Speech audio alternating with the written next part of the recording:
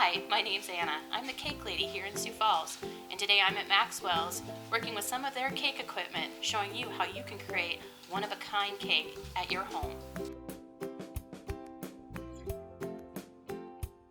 At Maxwell's, they have a large assortment of cake pans, high quality, and this is the only way to make a nice cake.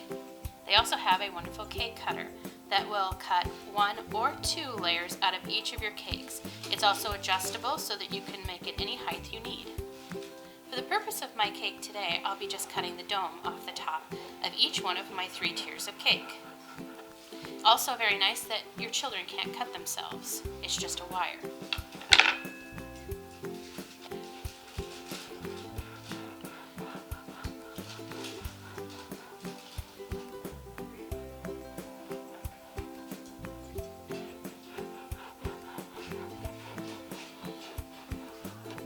At Maxwell's, they also have several different tools that I use on a regular basis. A turntable is a daily tool for us at the Cake Lady shop.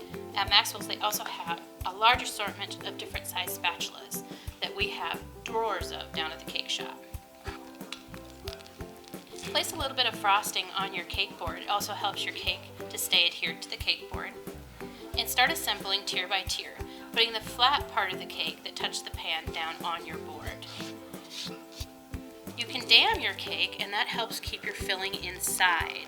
This is just a ring of buttercream frosting around the edges of the cake. Fill in the cake with your favorite filling. Today we're using a chocolate Bavarian filling. In this particular cake, we're going to actually alternate chocolate and white.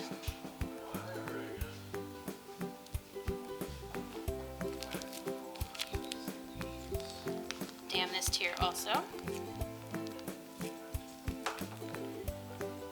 And again, fill. Spreading as evenly as possible.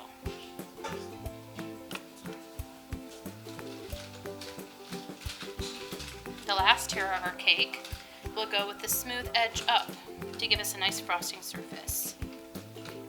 Make sure all tiers are even, press down firmly, and at this point chill your cake before you go to the next step. Now that our cake is chilled, we're going to rough coat it. Using buttercream frosting, we place a large dollop on top of our cake. At Maxwell's, they have these wonderful cake knives. The reason I prefer a cake knife over, say, a butter knife or other utensils you might have at home is because it has the depth that you need to get all the way up the side of the cake and a nice surface so that you can smooth the cake easily. Simply by pushing the frosting off the side of the cake a little bit, you can use that cake knife to press in. The objective at this point is to trap all of the crumbs of our cake underneath the frosting so that when we put our finish coat on, those crumbs don't appear on the surface. Another wonderful tool that they have here are called dough scrapers. Some people call them bowl scrapers.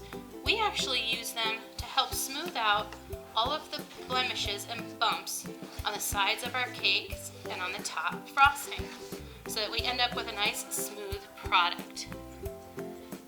Pulling in from the top on the corners, we can smooth out the top.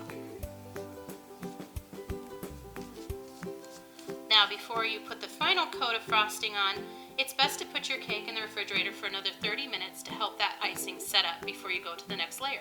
Now that our crumb coating has had a chance to sit in the refrigerator and set up a bit, we're going to be putting the finished frosting on our cake.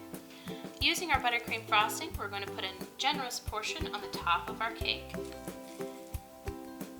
And using our cake knife, we're going to push the frosting off the edges so it almost falls off, and then we're going to adhere it to the sides of our cake.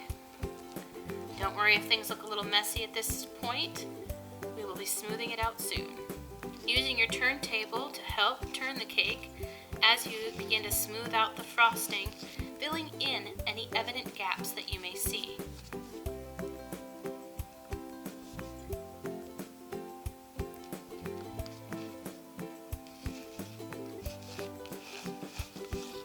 Once you get the cake fairly smooth, you can switch and go to your dough scraper or jar scraper. We actually use it to smooth the edges of the cake. Putting a small amount of pressure and spinning the cake will smooth it out nicely for you.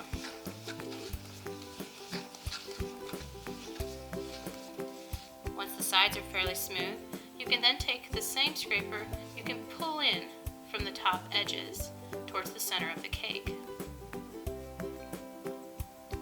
Remove any excess frosting, and again with a nice spin, you can smooth out the top.